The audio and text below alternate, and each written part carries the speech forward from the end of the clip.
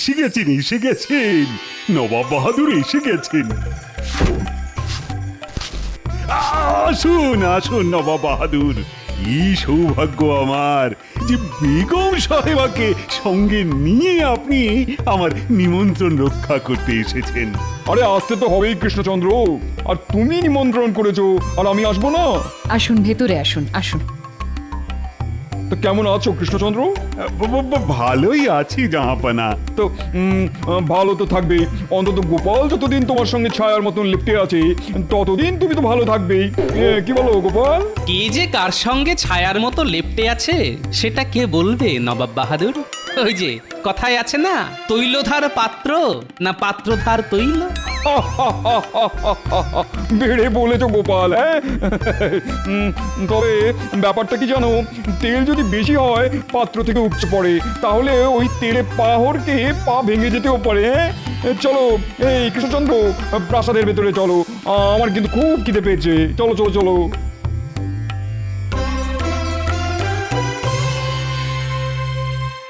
হলো তো নবাবের সাথে আগ বাড়িয়ে কথা বলতে যাওয়ার ফল হলো তো? মনে হচ্ছে নবাব ভারী চটে গেছেন। তাতে আমার কি? আমি নবাবের খাইও না পড়িও না। নবাব চটলে হয় দুমুঠো ভাত বেশি খাবেন, না হয় কম খাবেন। শুনলে সেনাপতি, গোপালের চ্যাটাং চ্যাটাং কথা শুনলে? সে তো শুনলামই। যেদিন নবাবের খপ্পরে পড়বে না, সেদিন দেখবে ওর কি হাল হয়। ঠিক বলেছেন মন্ত্রী মশাই, গোপালের হবে এমন হাল যেন ফুটো নৌকো ছেঁড়া পাল। আসুন নবাব বাহাদুর আসুন, এই প্রাতরাশটা সেরে নিন। আরে করেছো কি কৃষ্ণচন্দ্র? এত খাবার কি খাওয়া যায় নাকি? এত কি বলছেন? না না না না, এ তো অতি সামান্য। এটা সামান্য? এই পরিমাণ দল খাবার যদি সামান্য হয়, তাহলে মধ্যাহ্ন ভোজনের অসামান্য খাবারের পরিমাণ যে কি হবে সেটা ভাবলেই তো আমার কেমন ভয় হচ্ছে। তাহলে কি কিছু খাবার তুলে নিতে বলবো?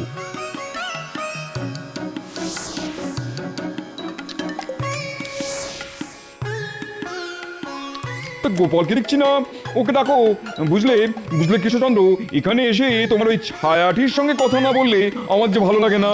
গোপাল, ও গোপাল! এই তো গোপাল এসে গেছে। তা কোথায় ছিলে গোপাল? আগে ঘরের বাইরে দাঁড়িয়েছিলাম। কেন কেন কেন কেন ঘরের বাইরে দাঁড়িয়েছিলে কেন? আগে শুনেছি মন্দিরে ভোগের সময় পুরোহিত ছাড়া অন্য কেউ হুট করে মন্দিরে ঢুকে পড়লে দেবতা নাকি অসন্তুষ্ট হন। হ্যাঁ, কথাটা আমিও জানি, কিন্তু আমি তো আর দেবতা নই। কি যে বলেন, আপনি হলেন আমাদের দণ্ডমুণ্ডের কর্তা, তাই আমাদের কাছে আপনি তো জ্যান্ত দেবতা। হুজুর, কি জাহাপনা, কিছু কি ভুল বললাম?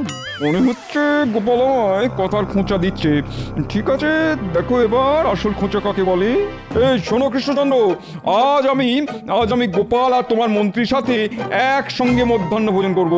তুমিও অবশ্য সঙ্গে থাকবে। এই তো খুব ভালো কথা জনাব। আচ্ছা, আপনার ইচ্ছে মতোই সব ব্যবস্থা হবে। গোপাল, বলুন হুজুর। তাহলে এখন বুঝতে পারছো তো, তুমি যাকে জ্যান্ত দেবতা বলছো সেই দেবতা কিন্তু তোমার সঙ্গে একসঙ্গে খেতে চাইছে। এ আপনার মহানুভবতা হুজুর। এই মিচকেপনা করা আজ আমি ঘুচিয়ে দেবো তোমার। আমি তাহলে এখন আসি হুজুর। কোথায় যাচ্ছ? দুপুরে আপনার সঙ্গে একসাথে খাবো বলে কথা। ভালো করে চান করে কাঁচা পোশাক পরে আসতে হবে না? ঠিক আছে, যাও। গোপাল, বাড়ি যাবার পথে মন্ত্রীকেও কিন্তু দুপুরে খাওয়ার ব্যাপারটা বলে যেও। ঠিক আছে মহারাজ।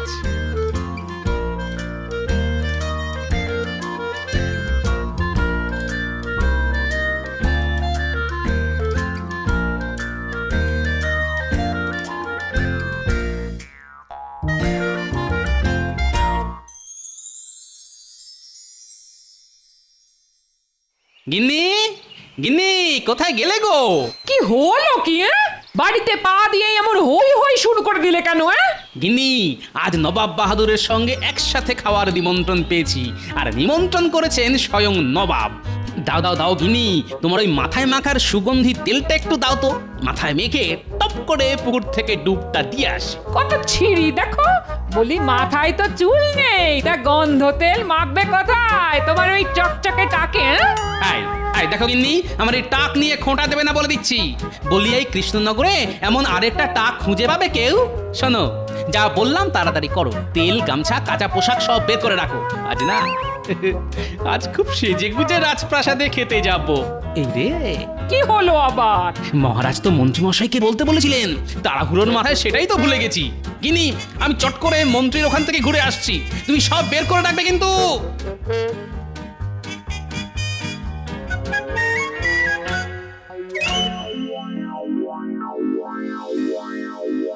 এটা কিরকম হলো হুজুর? গোপালের সঙ্গে হঠাৎ একসাথে খেতে চাইলেন কেন? একসাথে খাওয়া একটা অছিলা মাত্র। আসলে খেতে বসে যেন তেন প্রকারে গোপালকে অপদস্থ করাই হলো আমার আসল উদ্দেশ্য, বুঝলে হুজুর? এবার বোঝা গেল। তা হুজুর, গোপালকে অপদস্থ করতে চান সে কথা তো আমাকে বললেই পারতেন। মাথা খাটিয়ে এমন একটা মতলব বের করে দিতাম না? থাক, তোমার মুরদ আমার জানা হয়ে গেছে। এর আগে বহুবার তুমি নানান মতলব বের করেছো, কিন্তু প্রতিবারই সেই মতলবকে বুড়ো আঙুল দেখিয়ে দিয়েছে গোপাল। তাই এবার যা করার আমি নিজেই করব। হুজুর, আপনার দুপুরের খাবার প্রস্তুত। তাই নাকি? তা গোপাল এসেছে? হ্যাঁ হুজুর, গোপাল, মন্ত্রী সকলেই এসে গেছে। তাহলে তো যেতেই হয়। চলো উজির, চলো। আরে করেছো কি কৃষ্ণচন্দ্র? এ তো দেখছি রীতিমতো এলাহি আয়োজন। এলাহি বলে লজ্জা দেবেন না হুজুর, ওই সামান্য কিছু। তা গোপাল কই? গোপাল, এই যে জাহাপনা, আমি এখানে। এসো এসো এসো এসো গোপাল, তুমি আজ আমার পাশে বসে খাবে। বাবা, এত খাতির না, গতিক তো সুবিধের বলে মনে হচ্ছে না। আরে কি হলো কি গোপাল? এসো, খাবে, এসো।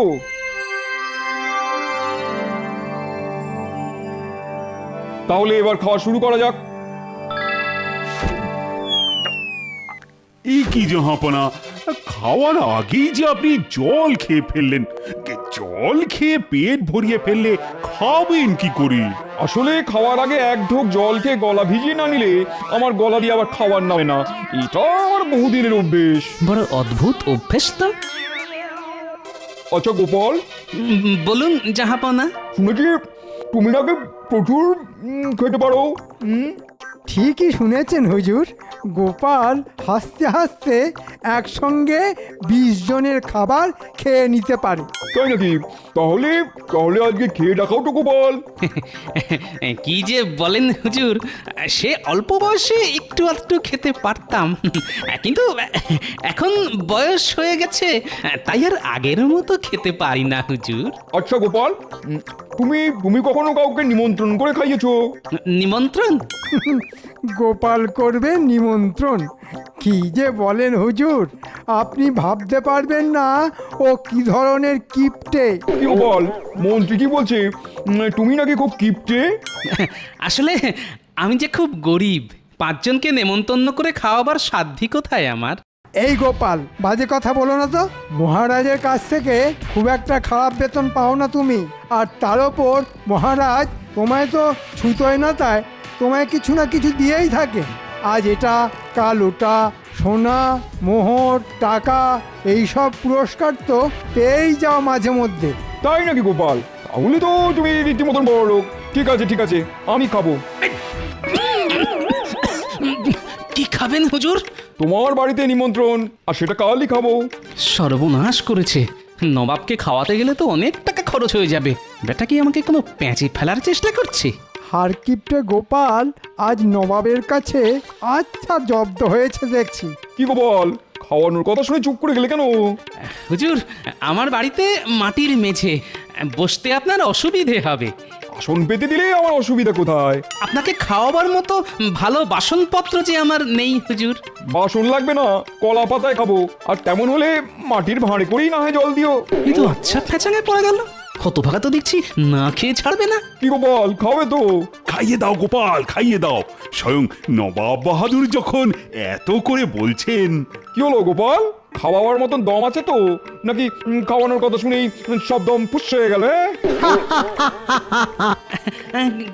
ঠিক আছে ঠিক আছে, কাল না হয় আপনি আমার বাড়িতেই খাবেন। গোপালকে আরো দগ্ধ করতে হবে। আমি শুধু একলা খেতে যাব না, এখানে যারা যারা আছে তারা সকলে মিলেই তোমার বাড়ি খেতে যাবে। আর যা তা খাওয়ানো চলবে না কিন্তু। কি খাবেন বলুন? কি খাবো? কমপক্ষে 4 রকমের মাছ, পাবদা, ইলিশ, গলদা চিংড়ি আর পাকা রুই। তারপর কচি পাঁঠার ঝোল। হ্যাঁ হ্যাঁ হ্যাঁ, তাও হবে তাও হবে। আর সেই সাথে ভোলা ময়রা লাল দই, মাখা সন্দেশ আর রাবড়ি। কি গোপাল, হবে তো? বলছেন যখন তখন সবই তো করতে হবে হুজুর। তবে শুনেছি সস্তায় পাও বলে তুমি নাকি পচা ধসা জিনিস কিনে আনো। বেটা দেখছি বাগে পেয়ে আমায় খুব হেনস্থা করছে। ঠিক আছে, একবার আমার বাড়ি এসো, তখন বুঝিয়ে দেব মজা। সে যাই হোক, কাল কিন্তু রান্না করে যা খাওয়াবে তার সবগুলোই যেন হয় খুব টাটকা আর গরম গরম, ঠিক আছে? গরম গরম? ঠিক আছে, তাই হবে। এমন গরম খাওয়াবো না যে কেঁদে কুল পাবে না। আহা কি মজা! আজ কৃষ্ণচন্দ্রের বাড়িতে ভোজ, কাল আবার গোপালের বাড়িতে নিমন্ত্রণ। শুধু খাওয়া আর খাওয়া, খাওয়া আর খাওয়া। হা হা হা হা। নবাব বাহাদুর গোপালকে বড় পেঁচে ফেলে দিল দেখছি।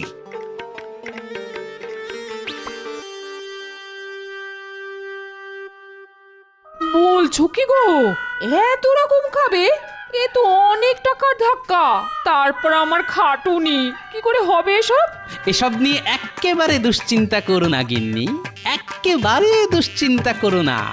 তুমি শুধু গরম গরম চাড্ডি ভাত আর শাক ভাজা করে রেখো। আর হ্যাঁ, খাবার জলটা বেশ করে ফুটিয়ে রাখতে ভুলো না কিন্তু। নবাব এলেই কিন্তু মাটির ভাঁড়ে করে ফুটন্ত জল দিতে হবে। এইসব উল্টো পাল্টা বলছো বলো তো? ফুটন্ত খাবার জল কেউ আবার দেয় নাকি মানুষকে? মানুষকে না দিলেও নবাবকে দেওয়া যায় গিন্নি। আর নবাব তো সবকিছুই গরম গরম খেতে চেয়েছেন। কি জানি বাবা, তোমার ওই টেকো মাথার মধ্যে আবার কি দুষ্টু বুদ্ধি খেলা করছে, কে জানে বাবা। আমার বাড়িতে খেতে এসে এমন ছেঁকা খাবে যে সারা জীবন মনে রাখতে হবে ওই পাজি নবাবকে।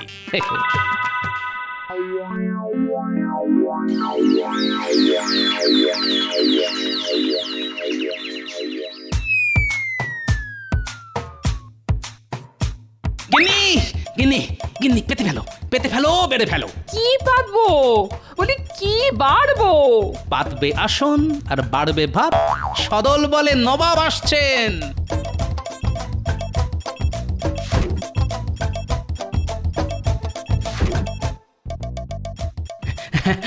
আসুন আসুন নবাব বাহাদুর, আসুন মহারাজ। আহা কি সৌভাগ্য আমার। খাবার প্রস্তুত? আগে প্রস্তুত হুজুর। ওই যে আসন পাতা হয়ে গেছে, শুধু কষ্ট করে বসে পড়লেই সব একেবারে গরম গরম এসে পড়বে। কৃষ্ণচন্দ্র, তাহলে বসে পড়া যাক, কি বলো?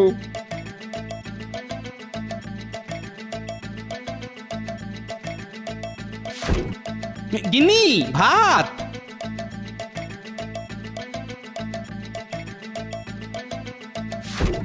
এ কি, শুধু শাক ভাত? আগে শাক ভাত দিয়েই তো ভুরি ভোজ শুরু করতে হয় হুজুর।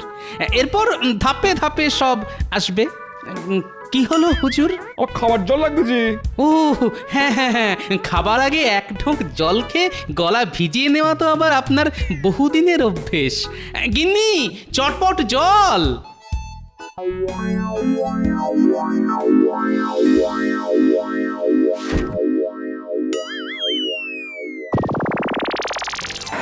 ওরে বাবা, পড়ে গেল, জল গেল। ওরে বাবা, উজির উজির, আমার আমার মুখে ফু দাও। বাবা রে বাবা রে, জিভটা জ্বলে যাচ্ছে। কি কি কি গরম রে বাবা। ওরে বাবা রে বাবা, কি হলো জাহাপনা? হলো আমার মাথা তোমার মুন্ডু। গোপাল আমায় ফুটন্ত গরম জল খাইয়ে দিয়েছে। ওরে বাবা রে, ওরে বাবা রে, জিভটা পুড়ে গেল রে। সে কি? এই গোপাল, তোমার এ কি দুর্মতি? হ্যাঁ, নবাব বাহাদুরকে তুমি ফুটন্ত গরম জল খাইয়ে দিলে কেন? হে বাবা, আচ্ছা এর মধ্যে আমার দোষ কোথায়? হুজুরই তো সবকিছু গরম গরম খেতে চেয়েছিলেন বলেই তো। চাপড়া হবে লে, গরম মানে কি ফুটন্ত গরম জল? আগে আমি ঠিক বুঝতে পারিনি হুজুর। একা বুঝতে পারিনি, আমি এক্ষুনি এখান থেকে চলে যাবো। তাহলে খাওয়া 4 রকমের মাছ, তারপর কচি পাঁঠার ঝোল, ভোলা ময়রা লাল দই, মাখা সন্দেশ আর রাবড়ি। উফ, বাবারে, জিভ ফিপ সব পুড়ে গেল। বাবারে, যত সব হ্যাংলার দল, খেতে হলে তোমরা খাও। উফ, কিন্তু পোড়া জীব নিয়ে আমি আর কিছুতেই খেতে পারবো না, জ্বলে গেল সব। উফ, যা, আপনি না খেলে তো আমরাও কিচ্ছুটি দাঁতে কাটতে পারবো না। তাহলে আর কি, ফিরে চলো আমার সঙ্গে। উফ, জিভটা কি জ্বালা করছে বাবা, জিভটা পুরো জ্বলে গেল। উফ, কিন্তু এত বড় একটা অন্যায় করার পরও গোপাল কি কোনো শাস্তি পাবে না? গোপাল ভুল করেছে, কিন্তু অন্যায় তো কিছু করেনি। কি বলছেন কি? কেউ কিছু বুঝতে না পারলেও আমি বেশ বুঝতে পেরেছি নবাবকে হেনস্থা করার জন্যই গোপাল এটা করেছে। ঠিক বলেছ উজির, এটা গোপালের শয়তানি, তাই শাস্তি ওকে পেতেই হবে। এই শোনো গোপাল, তুমি আগুনে জল ফুটিয়ে আমার জিভে ছ্যাঁকা খাইয়েছো, এর শাস্তি হলো মৃত্যুদণ্ড। মৃত্যুদণ্ড? হ্যাঁ, এই কৃষ্ণনগরেই ওকে আমি শুলে চড়াবো। ওকে কি একটা সুযোগ দেওয়া যায় না? সুযোগ? ঠিক আছে ঠিক আছে, একটা সুযোগ ওকে দিতে পারি। একদিনের মধ্যে ও যদি আগুন ছাড়া, আতশ কাঁচের ব্যবহার ছাড়া আর বিজ্ঞানীর পরামর্শ ছাড়া অন্য কিছু করে আমাকে ছ্যাঁকা খাওয়াতে পারে, তাহলেই ওর নিষ্কৃতি, না হলে শুলে ওকে চড়তেই হবে। চলে এসো চলে এসো উজি।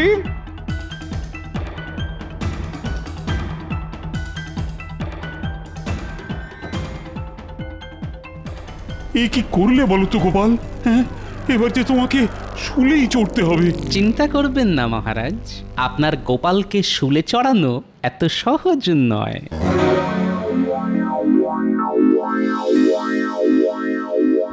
খুব তো বড় মুখ করে মহারাজকে বলে দিলাম আমাকে শুলে চড়ানো অত সহজ নয়, কিন্তু আগুন ছাড়া নবাব বেটাকে ছ্যাঁকা খাওয়াবো কি করে?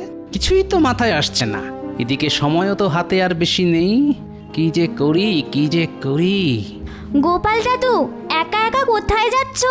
মুটির কথা শুনে মনে হচ্ছে আমার শুলে চড়ানোর ব্যাপারটা এখনো 5 কান হয়নি। হলে ওরা জানতে পারতো আর আমাকে দেখেই পুটি কান্নাকাটি শুরু করে দিত। কি গো, চুপ করে আছো কেন? আমার কথার উত্তর দাও। ও হ্যাঁ হ্যাঁ, উত্তর তো দেবই, কিন্তু তার আগে বলতো তুই কোথায় যাচ্ছিস? যাচ্ছি নয় গো, আসছি মুদির দোকান থেকে। তাই সন্ধেবেলা মুদির দোকানে গিয়েছিলি কেন? রিঠে ফল কিনতে। কাল আমি আর মা রিঠে ফলের ফেনা দিয়ে মাথা ঘষবো। রিঠে ফল? মনে পড়ে গেছে। এই পুটি, আমায় কটা রিঠে ফল দে তো। রিঠে ফল দিয়ে তুমি কি করবে? তোমার মাথায় তো চুলই নেই। আহা, দে না কটা। ওহ, কি উপকার যে করলি আমার। আমি আসছি রে। দেখো দেখো, রিঠে ফল নিয়ে কেমন দৌড়ে চলে গেল। মাঝে মধ্যে কি যে হয় দাদুর।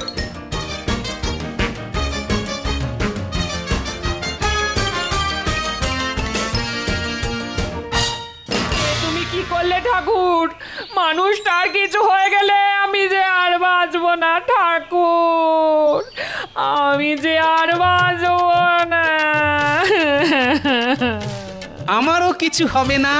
আর ঠাকুরের ইচ্ছে তুমিও যেমন বেঁচে ছিলে তেমনই বেঁচে পড়তে থাকবে গিন্নি।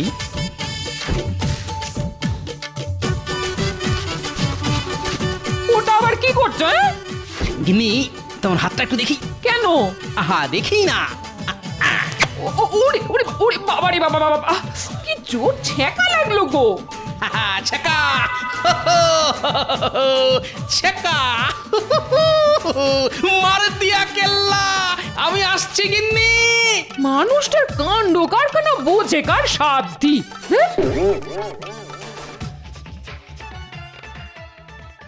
বুঝলে উজি, গোপালকে একবার শুলে চড়াতে পারলেই কেল্লা ফতে। এরপর আমি কৃষ্ণচন্দ্রকে নানান ভাবে নাস্তানবুদ করে ওর কাছ থেকে কৃষ্ণনগর কিনে নেবো, বুঝলে? তারপরে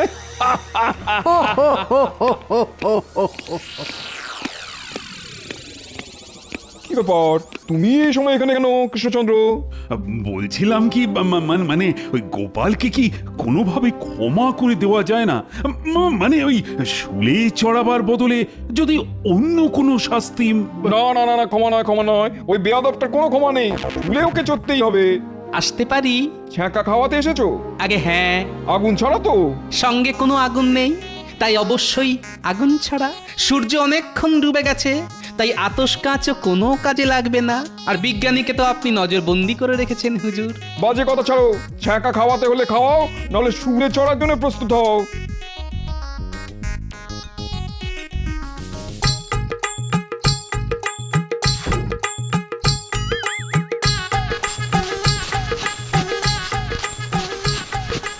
তাহলে আপনার হাতের তালুটা একটু বাড়িয়ে দিন হুজুর। উই বাপরে, এ কি জোরে থাকা গেলাম রে। আর খাবেন হুজুর? না না না, খুব হয়েছে খুব হয়েছে, আর না আর না। উরে বাবা রে, হাতের তালু যেন জ্বলে যাচ্ছে। তাহলে আমার শুলে চড়া? ও, বাতিল করে দিলাম বাতিল করে দিলাম। উফ। তাহলে বুঝতে পারলেন তো গোপালকে শুলে চড়ানো অত সহজ নয়। কিন্তু কিন্তু এটা কি করলে? আগুন ছাড়া ছেঁকা। হুজুরের হয়তো জানা নেই যে রিঠে ফলের বীজকে মাটিতে ঘষলে সেটা খুব তেতে ওঠে, আর তার থেকেই ছ্যাঁকা। সাবাস সাবাস গোপাল সাবাস, তোমার এই বুদ্ধির জন্য তুমি 100 মোহর পুরস্কার পাবে। সাবাস সাবাস গোপাল সাবাস। ধন্য তোমার বুদ্ধি গোপাল, ধন্য, তুমি ধন্য গোপাল। আমি অতি নগণ্য। যা, গোপাল এবারেও জাল কেটে বেরিয়ে গেল। ও যে পাকা রুই মাছ, ছোটখাটো জালে কি ওকে ধরা যায়?